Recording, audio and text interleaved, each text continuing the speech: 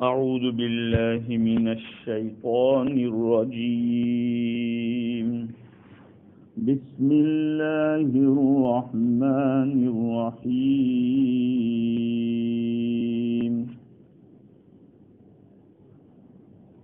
والمحصنات من النساء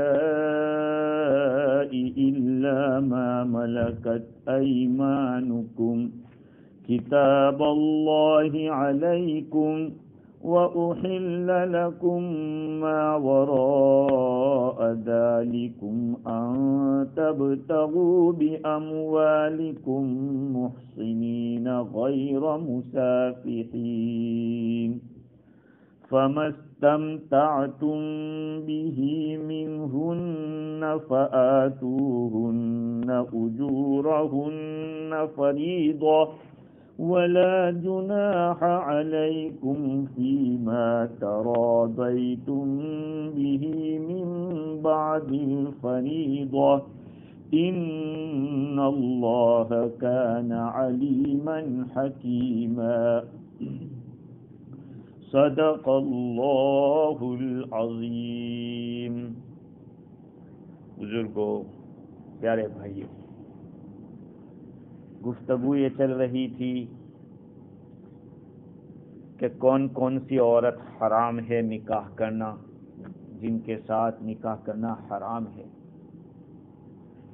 ایک لمبی فہرست کے بعد آخر میں شوہر والی عورتوں کا تذکرہ آیا کہ جن عورتوں کے شوہر ہیں ان کے ساتھ نکاح جائز نہیں ہے، حرام ہے. اسی طرح سے اگر عورت کسی کی عدت کے اندر ہے اس کے ساتھ بھی نکاح جائز نہیں، چاہے شوہر نے طلاق دی ہے اس کی عدت میں ہے یا اور کوئی عدت ہے،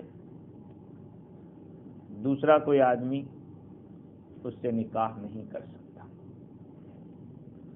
الا ما ملکت ایمانکم، ہاں شوہر والی عورت ہے لیکن وہ عورت تمہارے قبضے میں ملکیت کے طور پر آ جاوے، تم اس کے مالک بن جاؤ تو پھر اس کے ساتھ نکاح کرنا چاہیے. مسئلہ یہ ہے کہ میں نے سمجھایا تھا کہ دار الحرب، دار الاسلام، دار الامن، دار الاسلام کے لوگ دار الحرب والوں پر حملہ کر دیں اور وہاں سے لوگوں کو قیدی بنا کر لے آوے، وہاں کی عورتوں کو پکڑ کے لے آوے. اب یہ عورتیں، ان کے شوہر تو زندہ ہے، وہاں وہ کسی کے نکاح میں تھی، ان کی ملکیت میں تھی، لیکن جگہ بدل گئی، دارالاسلام میں آ گئی. طلاق نہیں ہوئی ہے، ان شوہروں نے ان کو طلاق نہیں دیا ہے، لیکن چونکہ یہ قبضے میں آئی ہے. ان کے ساتھ اگر کوئی مسلمان نکاح کرنا چاہتا ہے تو اس کا شوہر ہے، اس کے باوجود ہو سکتا ہے نکاح.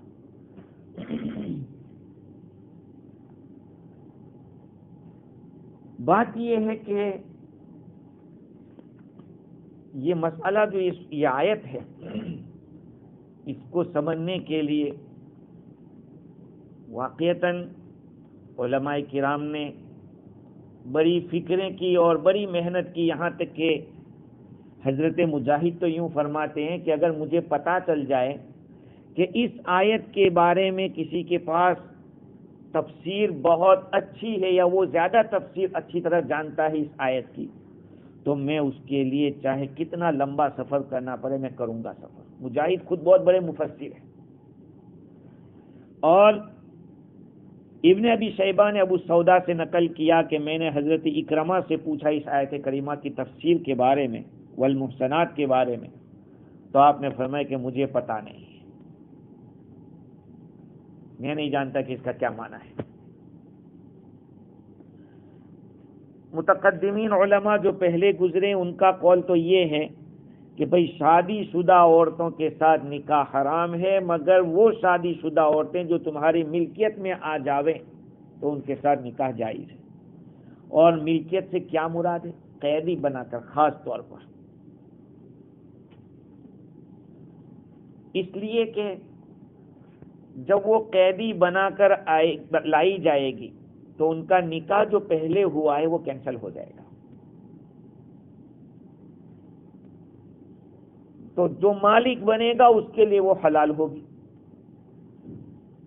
یہی قول حضرت عمر فاروق رضی اللہ عنہ، حضرت عثمان رضی اللہ تعالیٰ عنہ اور بہت سارے صحابہ کرام کی جماعت اور تابعین کی جماعت اور ائمہ اربعہ کا یہی قول ہے کہ وہ وہاں سے لائی جائے، آئی، اور جس کے قبضے میں وہ جائے گی اس کو اپنے نکاح میں لا سکتا ہے.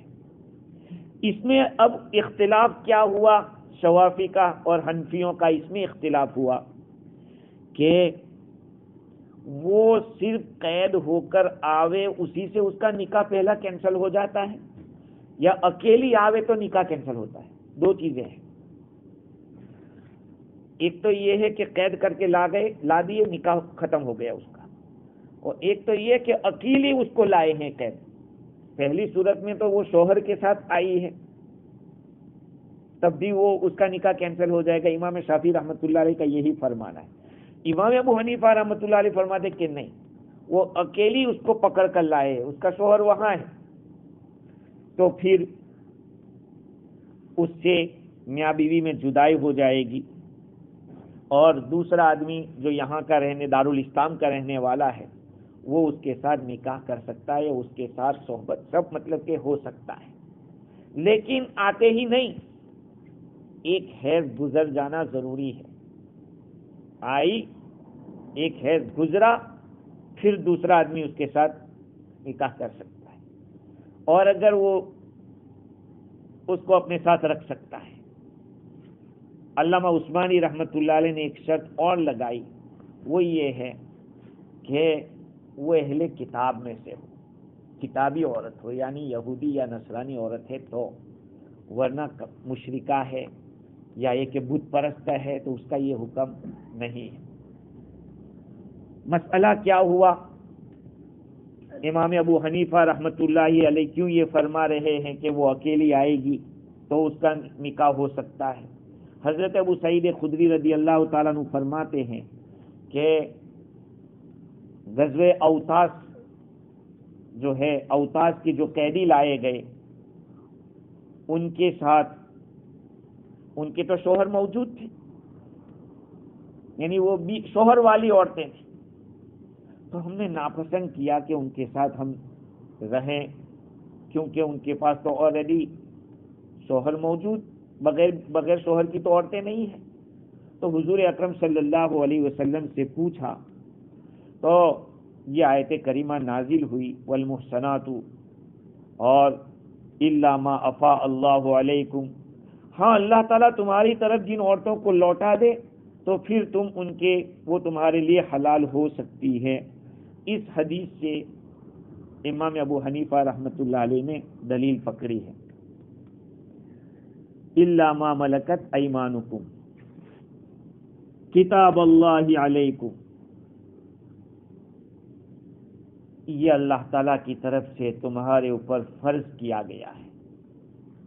اوپر سے جتنا بھی آیا ہے جو حرام کیا گیا، یہ عورتیں سب حرام کی گئی ہے، تو اس کا یہ مطلب کہ حرمت، حرام کی گئی، اللہ کی طرف سے حرام کی گئی ہے یہ. اور ایک مطلب یہ ہے کہ اس کو تم لازم پکڑو. یہ جو باتیں کہی گئی کہ یہ فلاں عورت تمہارے لیے حرام ہے، تو اس کو لازم پکڑو. کتاب اللہ علیکم. اور آگے اللہ تعالیٰ فرماتے کہ وَأُحِلَّ لَكُم مَّا وَرَاءَ ذَلِكُمْ، تمہارے لیے ان کے ماں سوا جتنی عورتیں ہیں وہ سب حلال کی گئی ہیں. اوپر جن کا تذکرہ کیا گیا ان کے ماں سوا جتنی عورتیں ہیں وہ حلال ہیں.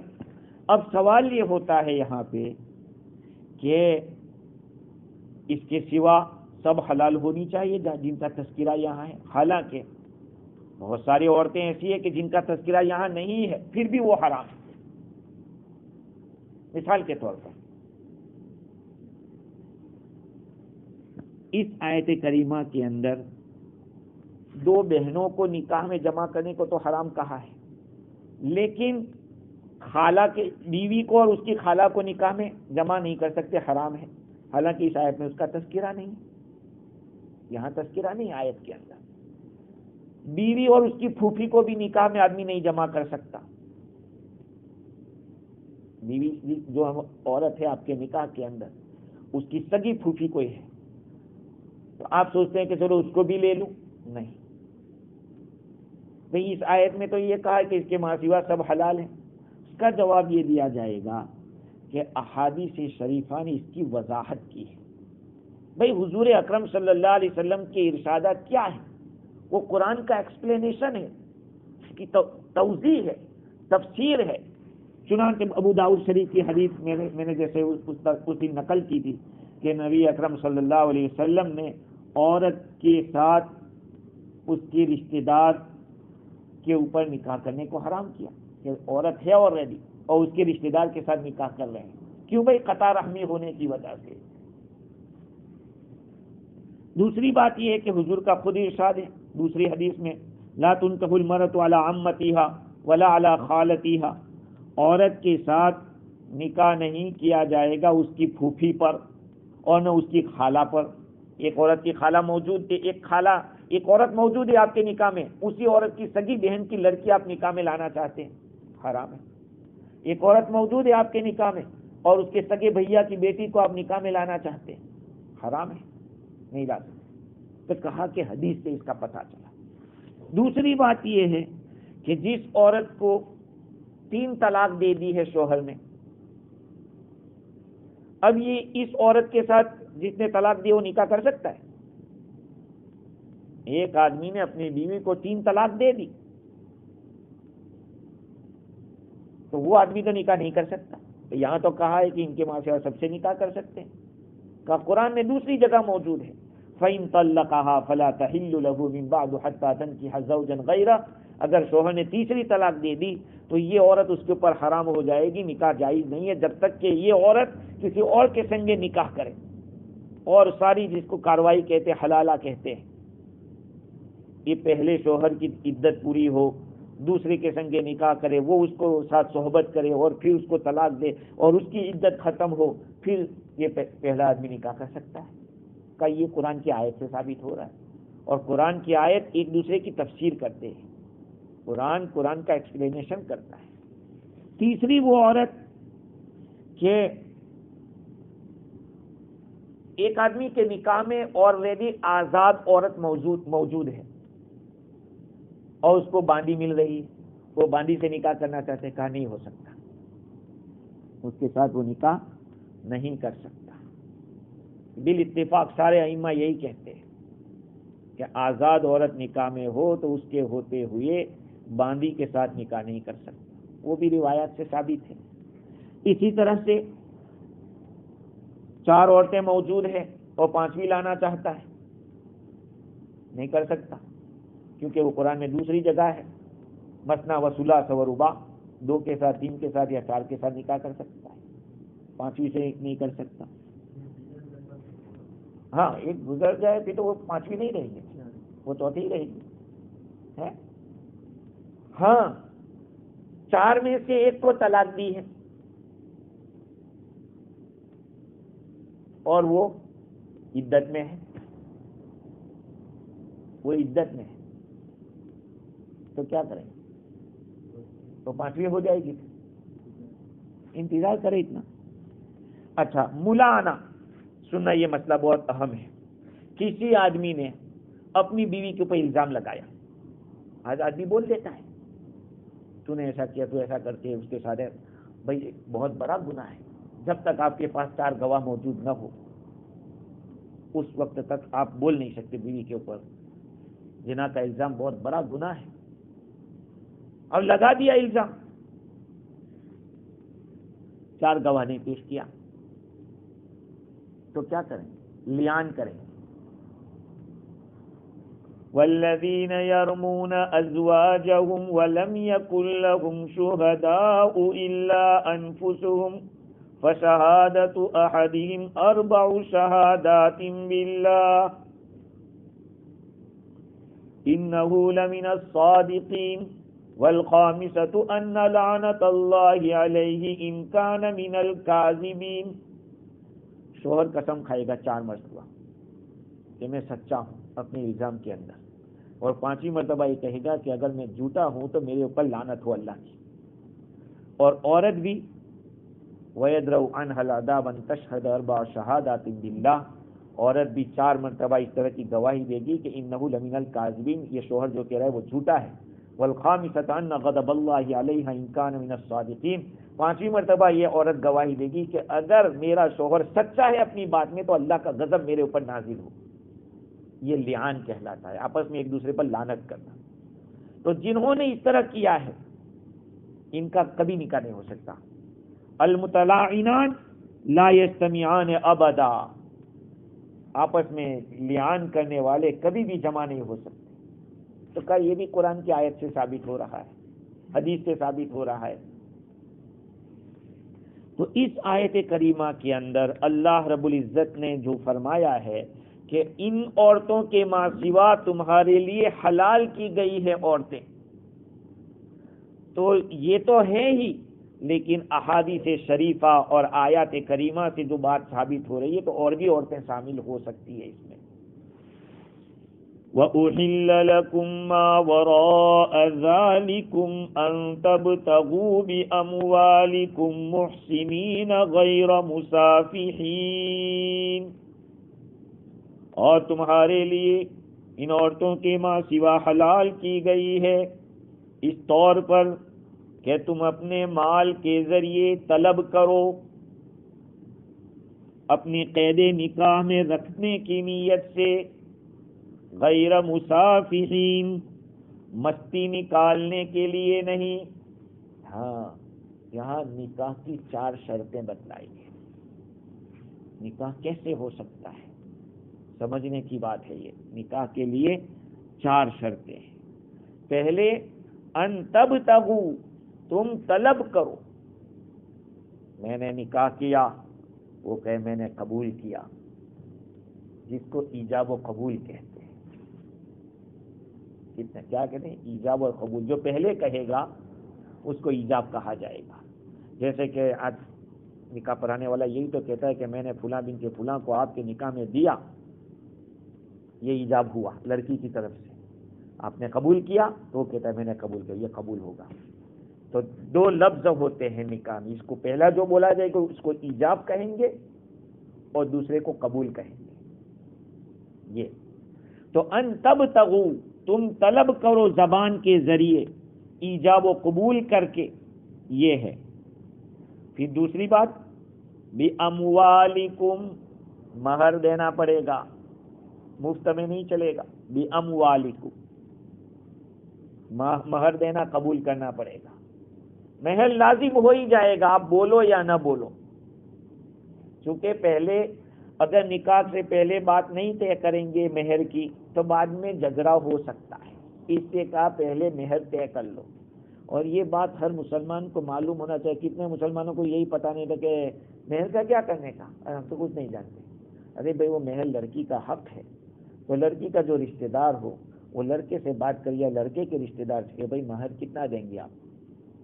دونوں جو طے کریں گے وہ مہر مقرر ہوگا. مہر مال ہوگا. بِأَمْوَالِكُمْ. تفصیلات میں جائیں تو بہت تفصیلات ہے فقہ کے اندر. مختصراً یہ ہے کہ حنفی لوگ یہ کہتے ہیں کہ مہر تو مال ہی ہوگا. کتنا کا؟ کم سے کم 10 درہم. 10 درہم چاندی کا ہوتا ہے، اور 10 درہم کی جو مقدار ہے 32 گرام چاندی سلور، اتنا مہر ہونا ضروری ہے. اس سے کم میں نہیں چلے گا. نکاح تو ہو جائے گا لیکن دینا پڑے گا، کم از کم اتنا دینا پڑے گا.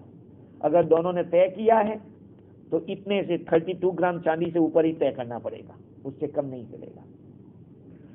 اچھا، امام شافعی رحمۃ اللہ علیہ تو فرماتے کہ اگر قرآن سکھانے کا کچھ کر دیا تب بھی چلے گا. شوہر نے کہا کہ میں اس کو قرآن سکھا دوں گا، چل تو میرے ساتھ نکاح کر لے، میں تجھے قرآن سکھاؤں گا. یہ بھی ہے. اب ان کے پاس حدیث ہے، وہ کیا ہے؟ حضور اکرم صلی اللہ علیہ وسلم کے پاس ایک عورت نے اپنے آپ کو پیش کیا، پھر حضور نے کسی اور کے سامنے پیش کیا، بھائی آپ کو نکاح ہوا کہ نہیں ہوا، کرنا ہے؟ کہا کرنا ہے۔ اس عورت سے پوچھا آپ کرے گی؟ کہ ٹھیک ہے۔ کہا مہر کیا رکھیں؟ انہوں نے کہا میرے پاس تو کچھ بھی نہیں ہے۔ کہا کچھ قرآن جانتے ہو؟ کہا ہاں قرآن کی یہ صورتیں جانتا ہوں۔ کہا ٹھیک ہے، اس پر میں آپ کا نکاح کرا دیتا ہوں۔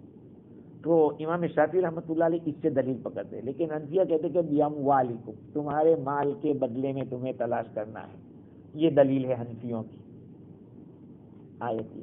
تو پھر اس کا جواب کیا دیں گے؟ کہا اس کا جواب یہ کہ حضور نے قرآن کی تعظیم میں ان کا نکاح کر دیا، قرآن کی عظمت، کہ قرآن جیسی دولت ہے اس کے پاس، وہ بعد میں دیتا رہے گا جو دینا ہوگا اس کو۔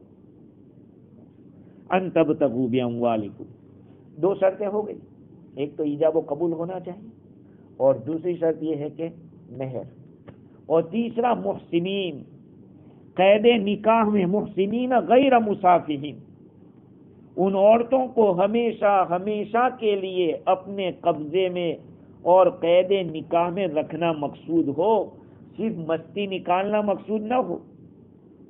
محسنین غیر مسافین کا یہ مطلب ہے اپنے قید نکاح میں رکھنا۔ اس لیے ٹیمپرری نکاح حرام ہے، نکاح متع حرام ہے، ابھی بات اس کی آنے والی ہے، تو متع میں سمجھاؤں گا کیا ہے متع۔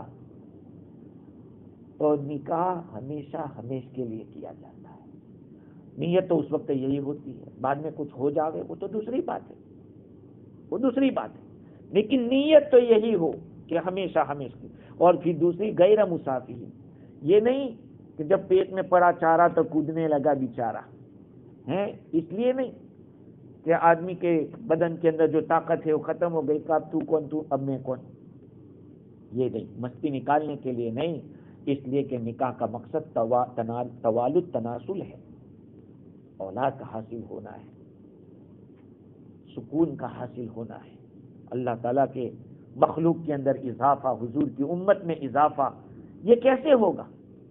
ٹیمپرری نکاح سے یہ چیز نہیں ہوتی، ٹیمپرری نکاح میں تو مزے ہی لینے ہوتے، لوٹنے ہوتے، اور کچھ نہیں ہوتا۔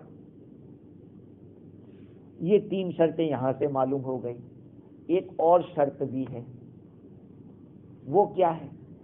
در پردہ نہ ہو، ولا متخذی اخدان، چپکے چپکے نکاح کر لے نہیں چلے گا، دو مرد یا ایک مرد اور دو عورتیں گواہ ہونا ضروری ہے، بغیر لا نکاح الا بشہود، بغیر نکاح کے گواہ، بغیر گواہ کے نکاح نہیں ہوتا ہے، گواہ کا ہونا ضروری ہے۔ اسی لیے تو حضور نے فرمایا اعلنوا بالنکاح، نکاح کو علل اعلان کرو، مسجد کے اندر نکاح کرو تاکہ سب کو پتہ چل جائے کہ یہ اب شادی شدہ ہے، تو باہر اگر جا رہا ہے بیوی کے ساتھ تو کوئی یہ نہ سوچے کہ یہ کس کے سنگے جا رہا ہے، یہ ہے، اس لیے گواہ کا ہونا ضروری۔ یہ چار شرطیں ہیں تب جا کے نکاح وجود میں آتا ہے۔ اللہ تعالیٰ نے تمہارے لیے اس کے ماں سوا کو حلال کیا گیا ہے اس طور پر کہ تم اپنے مال کے ذریعے طلب کرو، اپنے قید نکاح میں رکھتے ہوئے مستی نکالنے کے لیے نہیں، غیر مسافین، مسفاح کے معنی زنا، پانی بہانا، اس کو سفاح کہتے ہیں، تو مقصد یہ نہیں ہونا چاہیے۔ آگے اللہ تعالیٰ فرماتے ہیں فَمَسْتَمْتَعْتُمْ بِهِ مِنْهُنَّ فَآتُوهُنَّ أُجُورَهُنَّ فَرِيضَةً، بس ان سے جو کچھ تم فائدہ اٹھاؤ تو ان کو دے دو، ان کا مہر جو مقرر کیا ہے۔ اب یہ مسئلہ ہے، جمہور امت، پوری امت کا 99% حصے سے بھی زیادہ حصہ یہ کہہ رہا ہے کہ اس آیت کریمہ میں اللہ رب العزت نے یہ بتلایا ہے کہ عورت سے جو کچھ تم فائدہ اٹھاؤ اس کے بدلے میں ان کو ان کا مہر ادا کر دو، یہ ہے، سمجھنا بات کو۔ یہ جو لفظ آیا نا استمتعتم، یہ عربی کا لفظ ایسا ہے کہ متع سے بنا ہے، متع فائدہ اٹھانے کو کہتے ہیں، متا اصل تو متا برتنے کی چیز کو کہتے ہیں، فائدے کو کہتے ہیں، اور استمتاع کے معنی فائدہ حاصل کرنا. عربی زبان میں استمتاع کا لفظ آتا ہے تو حاصل کرنے کا معنی ہوتا ہے، جیسے کہ استعمال کام میں لانا، استخدام خدمت چاہنا، استفادہ فائدہ اٹھانا. تو استمتاع کا جو لفظ ہے وہ بنا ہے میم تا عین متا سے، جس کا معنی فائدہ، اور استمتاع کا معنی فائدہ اٹھانا. تو پوری امت کا ایک بہت بڑا طبقہ کہتا ہے کہ آدمی جب نکاح کر لیا، نکاح کرنے کے بعد بیوی کو لے آیا، لے آ کے بیوی کے ساتھ تنہائی میں دونوں نے مل لیا، ایسے ملے کہ شوہر اس کے اوپر پورا قابو پاتا تھا، جو کچھ کرنا چاہتے کر سکتا تھا، جس کو خلوت صحیحہ کہتے ہیں، لیکن کیا کچھ نہیں. لیکن موقع تھا اس کے پاس، اس نے کیا نہیں، وہ اس کا قصور. یا یہ کہ صحبت کر لی، اس کو کمپلیٹ مہر دینا پڑے گا، کمپلیٹ مہر. اور اگر ایسا ہوا کہ نکاح کر کے لائے اور راستے میں ہی موڈ آف ہو گیا، موڈ آف ہو گیا تو طلاق دے دی. ایسا ہوتا ہے. انگلینڈ میں ایسا ہوا کہ نکاح ہوا اور نکاح کے بعد لڑکی کو لوگ ہدیہ اور گفٹ دے رہے تھے. تو اس کی جو دادی ساس تھی، اس دادی ساس نے اس کو، ہمارے یہاں بلا لینا کہتے ہیں، عورت کے سر پہ ہاتھ رکھتے ہیں اور ایسا کرتے ہیں، پتہ نہیں یہاں کیا کہتے ہیں، مجھے معلوم نہیں ہے، لیکن ایسا کرتے ہیں. تو ایسا کرنے میں وہ جو لڑکی تھی اس کا میک اپ کچھ بگڑ گیا، تو اس کو آ گیا غصہ. یہ دلہے نے دیکھ لیا کہ یہ آج ہی ابھی سے غصہ کر رہی ہے تو آگے ہوگا کیا، وہیں پہ اس نے طلاق دے دی. دونوں ملے بھی نہیں. تو ایسی شکل ہو جاوے تو کیا کرنا پڑے گا؟ آدھا مہر واجب ہوگا، پورا مہر دینا، اس لیے کہ فائدہ اٹھانے سے پہلے ہی گڑبڑ ہو گئی ہے. میں نے سنا ہے ایک مولانا کے بارے میں، بہت بڑے بزرگ گزرے ہیں، بہت بڑے عالم گزرے ہیں، کہ انہوں نے نکاح کیا تو پتہ نہیں ان کو کیا کشف ہو گیا، انہوں نے اسی وقت طلاق دے دی کہ نہیں. تو لڑکی کا باپ بھی کچھ اتنا پہنچا ہوا ہوگا کہ پتہ نہیں ان کے دل میں کیا عظمت ہوگی. کہا اچھا ٹھیک ہے، یہ لڑکی نہیں تو دوسری لڑکی. تو دوسری لڑکی کا نکاح کیا اور وہ قبول بھی کیا اور ان سے اولاد بھی ہوئی اور زندگی بھر ساتھ میں رہی. تو نکاح کے بعد ملاقات سے پہلے اگر وہ طلاق ہو جاتی ہے تو عورت پر عدت بھی واجب نہیں اور شوہر کے اوپر پورا مہر واجب نہیں ہے، آدھا مہر دینا پڑے گا. وَإِن طَلَّقْتُمُوهُنَّ مِن قَبْلِ أَن تَمَسُّوهُنَّ وَقَدْ فَرَضْتُمْ لَهُنَّ فَرِيضَةً فَنِصْفُ مَا فَرَضْتُمْ. اگر عورت کے ساتھ صحبت کرنے سے پہلے، چھونے سے پہلے طلاق دے دو اور تم نے مہر طے کر رکھا ہے تو ہاف مہر دینا پڑے گا. یہ مسئلہ ہے. یہاں تک تو بات ٹھیک ہے، لیکن جو فائدہ اٹھانے کا جو لفظ ہے، جو متع کے معنی فائدہ اور استمتاع کے معنی فائدہ اٹھانا، یہاں سے شیعہ لوگوں نے ایک دوسرا مسئلہ نکال دیا اور وہ کہتے ہیں کہ متع کرنا اس آیت سے جائز ہے. متع کس کو کہتے ہیں؟ ٹیمپرری نکاح. متع کے معنی ٹیمپرری، وہ نکاح نہیں ہوتا. کیا ہوتا ہے کہ ایک عورت کے ساتھ ایگریمنٹ بنتا ہے. مثال کے طور پر ایک آدمی کئی مہینوں سے سفر میں نکلا ہے اور پہنچ گیا ایران، کیونکہ ایران میں یہ ہو رہا ہے شیعوں کے یہاں. ایران چلا گیا تو کوئی لڑکی پسند آ گئی، اس سے کہا کہ متع کرے گی. کہا ٹھیک ہے، کتنے دن؟ کہا 10 دن کے لیے رہنا ہے ہمارے ساتھ، اتنا میں آپ کو دے دیتا ہوں پیسے.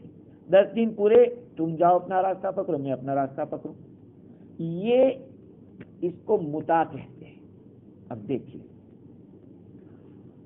مولانا ادریس کاندھلوی رحمۃ اللہ علیہ نے یہ بیان کیا کہ ابتدائی اسلام کے اندر متع کی اجازت تھی. ابتدائی اسلام میں وہ کس قسم کا متع تھا؟ دیکھیے پوری دنیا کے اندر جتنے بھی دھرم ہیں ان دھرموں میں اس طرح کا متع جو ابھی جاری ہے شیعوں میں کسی کے اندر نہیں ہے۔ شیعوں کا متع اور زنا میں کوئی فرق نہیں، اور زنا کسی بھی دھرم میں حلال نہیں ہوا۔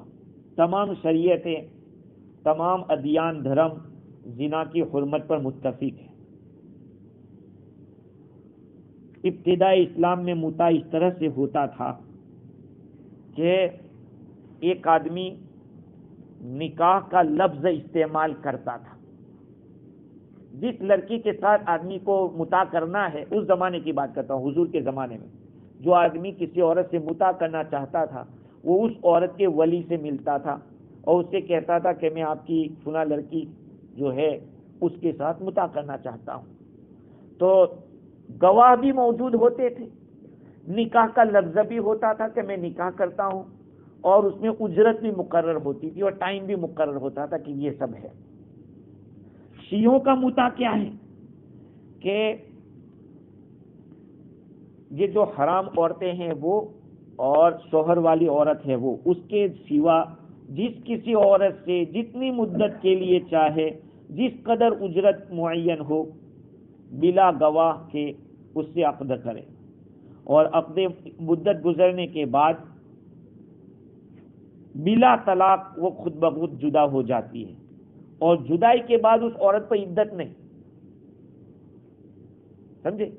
شیعوں میں ایسا ہوتا ہے کہ ایک عورت کسی کے بھی ساتھ کر سکتی، لیکن اس کا شوہر نہیں ہونا چاہیے۔ ٹائم مقرر ہوگا اور فکس جو کچھ دینا ہوگا وہ مقرر ہوگا، اس کے بعد ٹائم پورا ہوگا، خلاص۔ اب یہ عورت اگر دوبارہ کسی کے ساتھ متع کرنا چاہتی ہے تو اس کو ایک حیض انتظار کرنا پڑے گا اور پھر کرے گی۔ سمجھے؟ کیونکہ ہو سکتا ہے کہ وہ محنت کر کے جو گیا ہے تو ہو سکتا ہے کچھ رہ گیا ہو، اور اللہ معاف کرے اتنی گندی قوم ہے کہ ایسی اولاد کو بڑی بابرکت سمجھتی ہے اس طرح کی۔ اسی لیے شیعہ غلیظ ہے بہت زیادہ، عقائد بھی اس طرح کے ہیں ان کے۔